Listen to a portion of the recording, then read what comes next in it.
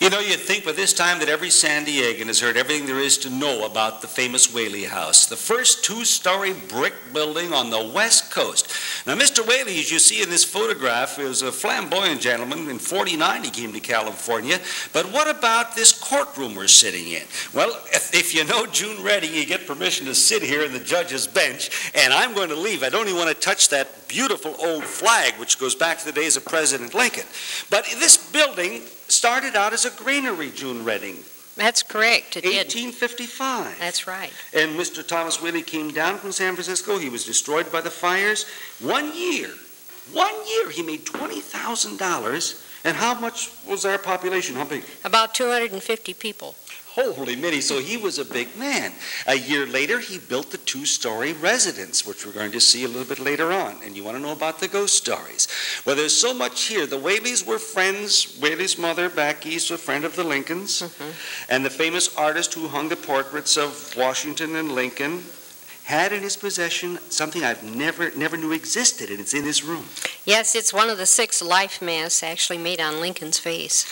Let's go over this way. We'll go past the real library of Ulysses S. Grant. This was an inauguration gift. So much you should come down more often. But the last thing this room was used for was the county seat before. That was when Mr. Horton got everything moved over to Newtown. That's right. That was in 1869. But this is still a legal county seat, this courtroom. But there it is. That is really Abraham Lincoln's real face? Yes, it is. How did they do that, June? Well, Lincoln sat. He went to the artist studio several times and sat for it. And they greased his face and inserted straws in his nostrils. And then with a thin layer of plaster on his face, he sat for 25 minutes until the mixture hardened. That is so spooky to me, and people used to do this, and June tells me that they've just uncovered a life mask of President Washington, but that's just part of the unnerving feel that you get in the Whaley House. This was the granary. It wound up being the county seat. Next door lived the Whaleys and their family, and this lady has lived with them. And I mean with them all these years, and I'm not going to go anyplace unless you go with me. Here's the story coming up next.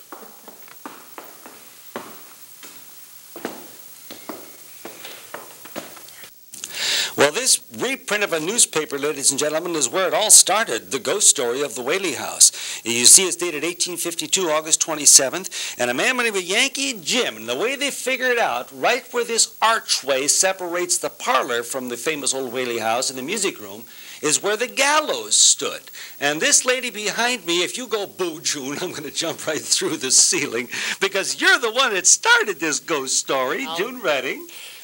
Now, June, he was hung there, but he wasn't ready. He was giving a big speech. That's right. He was giving a long, windy farewell speech. And Deputy Crossway thought that he was talking beyond the time that he should have been, because he was sentenced at 3 o'clock to be hanged.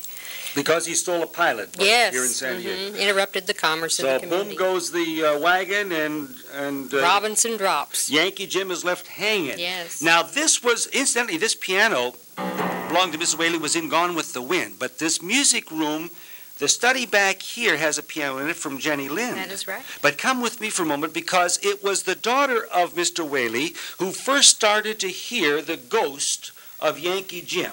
That is correct. Corinne Lillian Whaley, Thomas Whaley's youngest daughter, was a resident of the house for 90 years. And she felt that the house was definitely haunted with the spirit of Yankee Jim, and it was his walking that she heard. Now, that's why she moved from her bedroom upstairs down to her father's study, which is now part of the museum with all the wonderful things the Whaley family had. But now you have heard a baritone voice laughing just 2 years ago. That's right, I have. And you have heard his footsteps going through those empty bedrooms. That's right. And I'm not going up there this time. Why not? You know why not. Because I don't want to take any chances. But you've run up there and you've not been able to see No, him. we never see any kind of a figure, but we definitely hear a noise of a man's footsteps. So that would be Yankee Jim. And I'll tell you, the way things are going in the Whaley House, this gorgeous piano was actually built for Jenny Lind. And because Mrs. Whaley was such a great appreciator of music, any day now, Jenny Lind may be playing for Yankee Jim. Right. Oh, boy, don't go away.